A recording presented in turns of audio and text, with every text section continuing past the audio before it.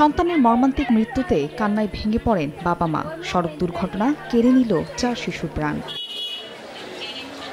রোববার ফজরের নামাজ শেষে কোরআন পড়তে বাড়ির পাশের মসজিদে যায় 2 বোন সহ 5 জন। পড়া শেষে কুষ্টিয়া রাজবাড়ী মহাসড়ক ধরে বাড়ি ফিরছিল তারা। হঠাৎই চুয়াডাঙ্গাগামী একটি মাইক্রোবাস তাদের ধাক্কা দিয়ে পাশের পুকুরে পড়ে যায়। এতে ঘটনাস্থলেই মৃত্যু হয় মিমের। আহত অবস্থায় বাকি 4 জনকে সদর হাসপাতালে নিলে মারিয়া, তানজিলা ও জুথিকে মৃত ঘোষণা করেন চিকিৎসক। তবে চিকিৎসাধীন রয়েছে ফাতেমা। ঘটনার প্রতিবাদে কুষ্টিয়া রাজবাড়ী আঞ্চলিক মহাসড়ক অবরোধ করে 2 ঘণ্টা ধরে বিক্ষোভ করেন গ্রামবাসী।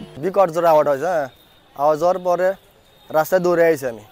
দৌড়ে আসার পরে দেখি মাইক্রো পুষ্পনের ভিতর গেছে আর এই বাচ্চাগুলো রাস্তার গোলে পড়ে আছে। একজন মেয়ে নিয়ে চলে আসলো, পরে 2 জন লোক নিয়ে আসার পরে খুকসা হসপিটালে একজন মারা যায় আর কুষ্টিয়া সদর হসপিটালে এসে 2 জন মারা যায়। এদিকে দুর্ঘটনার পর মাইক্রোবাসের 7 যাত্রীকে উদ্ধার করেন এলাকাবাসী। অক্ষত থাকায় তারা নিজ উদ্যোগে চুয়াডাঙ্গা চলে যান। তবে পলাতক রয়েছেন চালক। নিয়ন্ত্রণ হারিয়ে ডান পাশে আসিয়ে এদেরকে চাপা দিচ্ছে। মাইক্রোবাস পানির ভিতরে আছে, ড্রাইভার পলাতক।